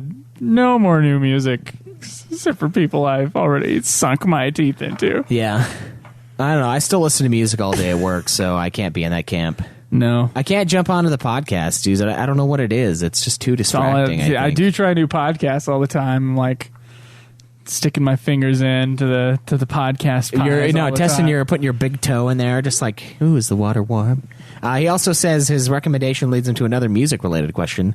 What are your favorite video game music cover bands that focus on FF or any JRPG or songs? His is a metal band called Descendants of Edric, also on Bandcamp. They do FF songs, Dragon Warrior, Quest name. Okay. Secret of Mana, Chrono Trigger, as well as other games like Zelda, Castlevania, Mega Man. I don't know if I have any favorite cover bands. I like the Black Mages a little bit. Yeah, but that's not really a cover band. Isn't that something that like Naboo set up? Or am I crazy? Am I thinking of Distant Worlds? I have no idea. I don't regularly listen to them or look up information. Yeah. We also got the what I called the necessary submission of the Final Fantasy VII House article, and I think someone posted on the forum saying like, this is something that's been on every iteration of the forums ever, and I was like, it has. And it's like that. It's that thing that you need. All right, who's the new forum member? JD. JD. Okay, Joseph DeGaulier. That's what I'm talking about. Yeah, I just came in under a thing. Okay, so once again, the Final Fantasy VII house. Yeah. Okay, I vaguely remember this. Yeah, it's that crazy. Yeah. Wow. Okay. So yeah, if you want to learn about that again, there's an article on the. Wait, on our what is forum. this? It's people in a Final Fantasy cult. They're like forced to live in this house, and it's really weird. It's been a long time since I read it, but I remember it being very disturbing. We might need a revisit on this. Maybe we'll do it next time because I don't have time to read it. Unfortunately, this is a reading article, and we don't do that on the show. Yeah, that's true. Live. So we'll revisit that though. Fun that them up. sounds super weird. I'll have to Craig look at it Craig later. needs it. Craig needs to consume the FF7 house. Apparently, I've never heard of this before this moment. So Oh, okay. You got to visit the forums more, man. All right. Well, Schwiess, we do have some, or do we? Do we have a new iTunes review? Yeah, we do. It's been like weeks since we've. It's been weeks. It's been weeks since we've had any sort of regular episode. You're welcome. Yeah. All right. Let's get in. but I forgot the lyrics. So did I. It's been 1 week since you looked at me. Get All I remember is Chinese chicken. Chinese chicken. Get out of here with that shit. Well, you don't like bare naked ladies? No, I do. The three naked ladies? Bare naked ladies. Bare naked. I thought you said the three. It's like, what the fuck are you talking about, Craig?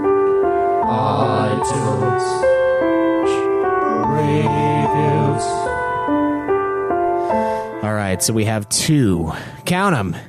Two iTunes Sweet. reviews from the United States, greatest country in the world. One of the most entertaining Best, podcasts. fantastic country. Yeah, tremendous. You wouldn't believe the kind of country we have here.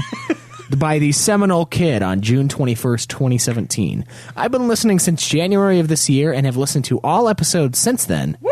As well as the game reviews of the games I've done. These guys are hilarious. Not even the guy who came on Chase last week. He didn't even listen to all the episodes. Yeah. It's like, I've listened to most of them. Like, okay. These, Which is fine, Chase. Thank you. It is, yeah. We It got is. a lot of episodes. These guys are hilarious, and I'm sure I'd listen to them even if I didn't care for any of the Final Fantasy games. I don't know if you would have ever found us, but okay. I got New Clan. That's true. The other day I was lifting weights while listening to the Fan Fiction Theories episode and had to stop mid-lift as I was laughing so hard at their take on Triple Triad and almost dropped the bar on my throat. Oh. I love Triple Triad and So we've FF8. almost killed people. Yeah. Maybe we have. Who knows? I love Triple Triad and FF8. We would never know. No, we wouldn't. In someone's obituary, he was killed doing what he loves best, lifting weights to podcasts, and it smashed him. Yeah, and it's UFF. That'd be great. Yeah. I've been close to dying from laughter a few times from these guys before while driving, lifting, running, etc. Thanks for the show. Probably stop doing those things while listening to. It's like rock climbing, and he's listening to the podcast. Oh, don't do that. Like, he's rock climbing. What do Free you call climb? it? Free climbing, yeah. No harness, just like Shit! No! It's a rant! Well, Oh my god! at least let me be able to finish it. Yeah. Or he's got his hand in like the crack of the wall. It just slides and it skins his hand Yeah. for the pod. Thanks for the show. Also appreciated the Megadeth cover of Eyes on Me. One question. Have you guys tried the real-life Final Fantasy trading card game? No, but we're gonna do it, and we need to do an episode on it at some point. Oh fuck.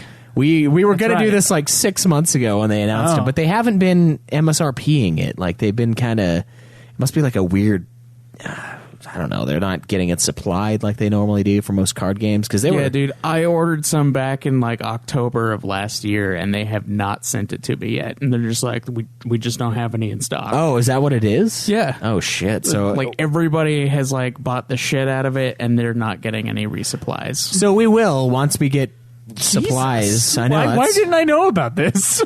the card game itself? Just Oh, the scarcity? the issue. Yeah. I don't know, but I was looking on Amazon and they're like, I can see the MSRP on the fucking box, right? And it's like $10-15 more than that, and I'm just like, I'm not paying that for FF trading cards. Like, no one, it's just gonna be us that use them. Like, I don't know. Okay.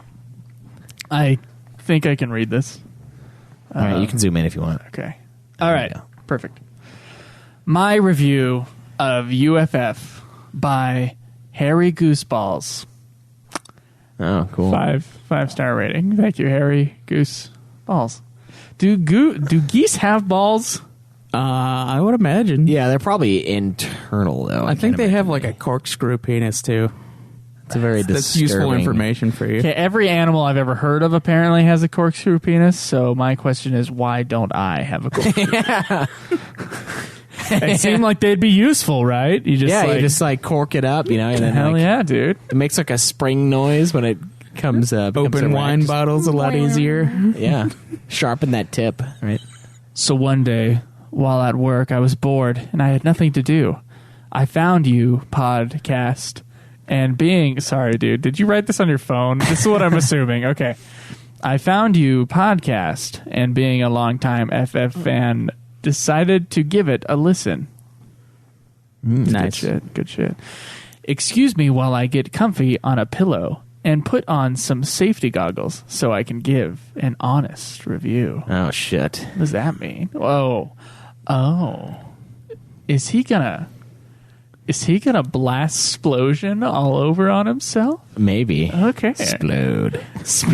Open a can of Splode. What I found was an amazing podcast. I hate seeing the word podcast as 2 words. Like, it bugs the shit out of me. And I know, like, spell check shit. It will always auto it, does yeah. it. And I'm like, fuck you, spell check. Get on this. Podcasts have been around since like 2006. You should have figured this out by now. Yeah, it's not seriously. a podcast. It's a podcast. Yeah. Jesus. It's not your fault, Harry Gooseballs. It's not your fault. He found an amazing podcast full of review topics dealing with FF game news and lore. I started with FF7, seeing as it's my favorite game of all time. What I found was an amazing, well put together show where the hosts go through every part of the game, sharing their feelings, thoughts, dislikes, likes, and funny stories, while talking in a down-to-earth way, just like how I talked with my buddies. I don't know how to talk in a non-down-to-earth way. I don't know. If you were doing like a science podcast, maybe. You gotta be more sophisticated. Because now, like, who's the most... I guess, like, the President of the United States, he really sets the tone as far as highbrow conversation goes, right? So we king are of highbrow, politics, then. right? Now, I think we may use a larger vocabulary than our own president does. So Perhaps, at least publicly. maybe we need to bring it down a little bit. Maybe. Fantastic. Yeah. The best podcast. Nothing but the best. Tremendous. Tremendous. Huge. The way they talk, joke, make sexual innuendos, and use language some may find offensive helps to drive home the way this feel. Yeah. Okay. I'm sorry, Harry Gooseballs. I'm just reading what you wrote here. I was immediately hooked, have listened to all the review episodes except 15, which I'm working on. It does take a while, Yeah. to be fair. So I got to wait on that and plenty of side topic discussions. The part I love is not the podcast where the hosts are. The part I love is it's not a podcast where the hosts are end all, be all, just fans of a... Okay, help me here, Schwiess. All right. A Party Loves is not a podcast where the hosts are the end-all, be-all, just fans of a great series of games on a mission to have fun playing those games and be themselves. So I think it's like we're not trying to be all hoity-toity, I Got guess. it. All right. And we're also not... we're kind of loose. Like, it's not a Loosey-goosey? really like strap Don't in. have sticks up your asses. Yeah, it's really... I've had some sticks up there. Well, yeah, but Had some. It's different. Just a few. It's different. Yeah. Just wanted to say thank you for all the hours of the show. Love what you do. Keep it up. And can't wait to hear more from Tony. Thank you, Tony. Harry Gooseballs, you... Oh. you old Fancy. Harry He gives Gooseball us his bastard. list of games, too. He's got 7, 10, 6, 9, 13, 12. What the fuck? 5, 4, 8, 2, 3, and 1. Well, So- 13 is pretty high up there. Yeah, it's higher than that 12. Than your favorite game in the whole series, Schwiess. Yeah. Yeah, thank you, Harry Gooseballs and the Seminole Kid, for your reviews of Ultima Final Fantasy, the Ultimate Final Fantasy podcast. Ultimate Final Fantasy 14 podcast. as it were. That's right. Hell yeah, dude. Man, I miss hearing how much they love me on these reviews. It's because you're not on the show anymore. That's why. I know. And Krinital's the third host now. You've been demoted. He's Fuck on you. more podcast episodes than you are. That's not true. It might be, I dude. think it is. I think it is true. Lies. Look, Craig's getting all jealous now. Craig is actually crying out of a single eye. That's not true. I'm not. Is that your bad eye or the good eye? I'm not. There's no tears. Caleb, it's okay to cry. No more tears. It's good to be in touch with your feelings. That is a lie. Feelings are for sissies. No, I'm at the. What no were you about to tears. say, Schwiess? There were a few things, but I just resisted. Okay, all right. Thank you for the iTunes reviews. Just a reminder, please review the show on iTunes. It helps us out a lot. Also, what was I going to say? I was going to say something. Play FF12.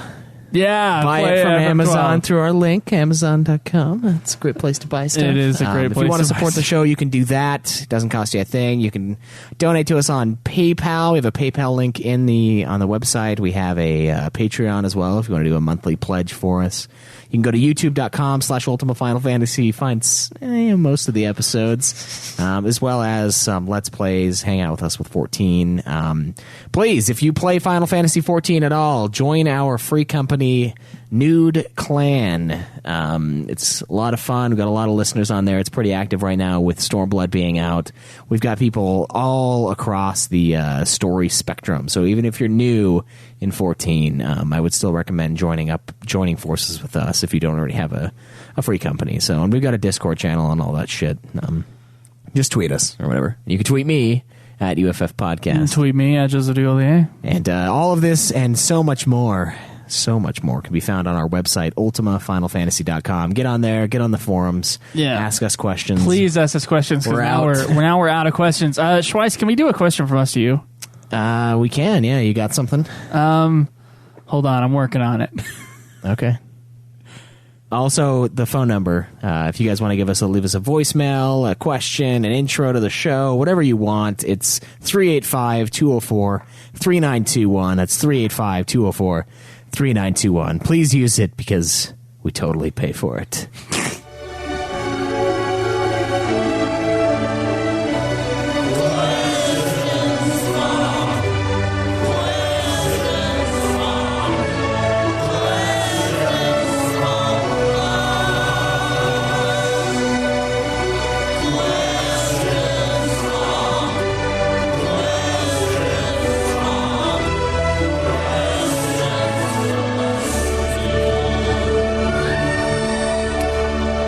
Okay, question from us to you this week is a little bit complex, and I know it might scare some of you guys, but we are considering a format change for the show coming up next season, or possibly the season after that. We're not sure. But basically, we're going to go through and we're going to write down every single idea we have for a future episode discussion.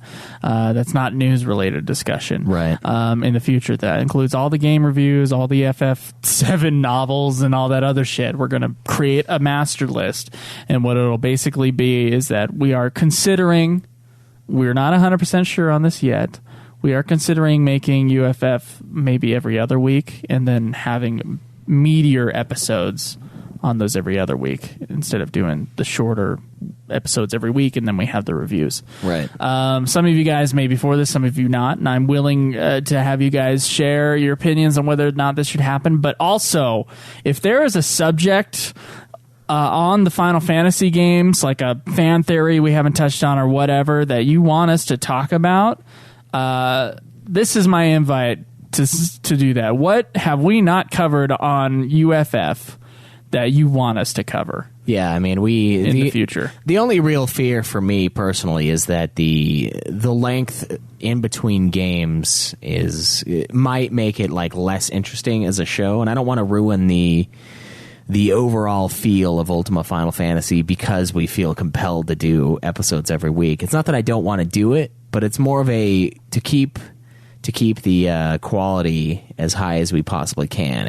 I don't want to do like it just feels dirty doing like nothing episodes almost sometimes, and I don't know if we've really done that thus far. No, we've done a few. We've had 3 Final Fantasy catch-up episodes. Yeah, where we had a ton of news, but like it's had a ton of news. I don't know. Yeah, just give us what you guys think we should cover, and we'll take it into consideration. But for the integrity of the show, I don't want to be just putting an episode out just for an episode's sake, kind of a thing. I guess is what I'm getting at. Yeah.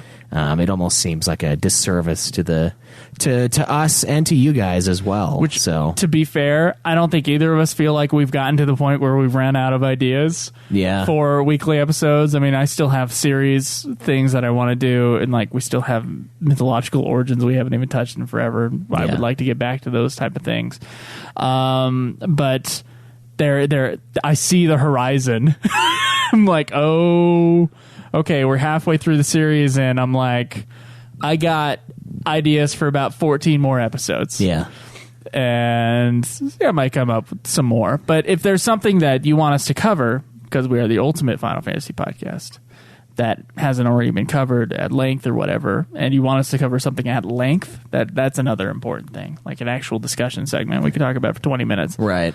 Then please give us your ideas for those things. Yeah, that would be awesome, guys. We'd love to hear what you want to hear our opinion on. Yeah. Otherwise, it should only be a couple more weeks for Stormblood, right? Or excuse me, for Dragon Song Wars review. Yeah, I mean, do you think we're going to get through all those dungeons that quickly? I'm pretty far into the story of Dragon Song War. It's taking less time than it did to go through the same amount of content in Heavensward. Yeah, but don't we want to review Dragon Song after we've done the dungeons? I do think so, yeah. Do you think we can do it in a few weeks? I think we could. Fuck, dude, it's all right. We might be adding some days, but I guess we can try. That is pretty exciting, though. I'm excited to talk about this story for you guys. I mean, those of you who don't know it, it's probably enjoyable. I don't know, maybe not, but fuck, who knows? But yeah, should be a few more weeks out, and then after that, we're gonna do Stormblood and then Tactics. Okay. Excited to finally get to Tactics, and then half of our audience just leaves. Oh, whoa. Stormblood, and then A King's Tale. Oh, my bad, yes. A King's Tale. And then Season 3. Season 3 starts with Tactics, and then all the Evil East games. Yeah. That's crazy. I know, it is crazy. I'm excited to check out some of that Season 3 artwork, too, and you guys should be as well. Thank you to Stolas for that, by the way. All right, I don't think I have anything else. You good? No, I'm good, man. All right, well, I guess until next week, enjoy the Zodiac grind. This has been another production of Ultima Final Fantasy, the Ultimate Final Fantasy Podcast. The show was produced by Joseph DeGollier and Kaleb Schwiess, with music and editing by Joseph DeGollier, parodies and clips from their respective authors, of course. You can get all of our episodes as well as our Let's Plays at ultimafinalfantasy.com. You can also contact us on Twitter at UFF Podcast, as well as our contact page on our website. Be sure to subscribe and review our podcast. Your reviews may get read on the show, and look forward to the next episode of Ultima Final Fantasy, the Ultimate Final Fantasy Podcast.